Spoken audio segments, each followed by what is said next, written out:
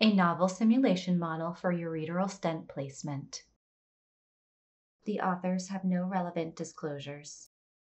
Cystoscopy and ureteral stenting are imperative skills for trainees in gynecologic and urologic surgery. Oncologic and complex benign gynecologic surgeries are associated with an increased risk of urinary tract injuries. Placement of ureteral stents is often necessary to avoid or identify a ureteral injury. In this video, we present a low-cost, reproducible endoscopic simulation model designed for training and practicing ureteral stent placement. The following materials were used to construct the model, all of which can easily be obtained from the healthcare workplace and local craft and hardware stores. An 8 cm diameter hollow styrofoam sphere, blue plastic tubing from a retropubic sling, a silicone pacifier. Healthcare equipment needed include cystoscopy equipment, including a tower, light source, telescope, bridge, and sheath, a ureteral stent, and a glide or guide wire. Construction of the model.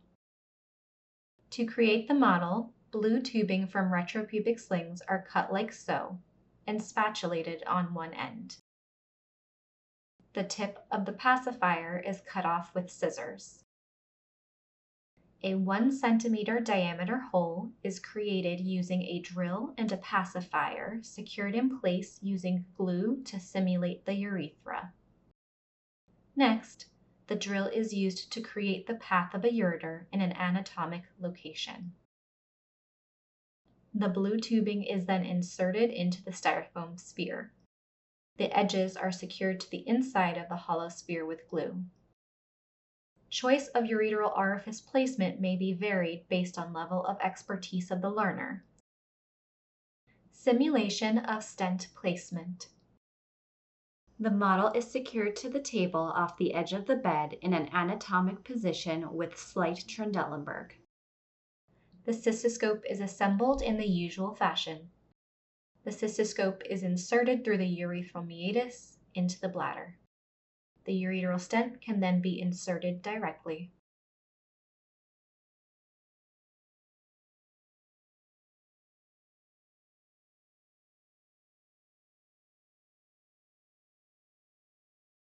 Alternatively, a stent can be placed over a glide or guide wire.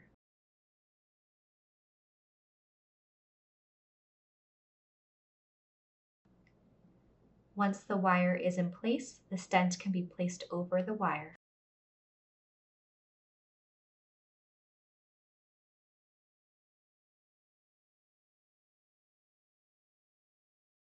The model can be modified to accommodate both beginners and advanced users with variation of the placement of the ureteral orifices and the angle of the ureteral path. As demonstrated here, the ureteral orifices are placed at the anatomic level, right above the trigone for an advanced learner. They can also be placed more proximally for a novice learner. The pathway of the ureter can also be altered to make the placement easier or more challenging.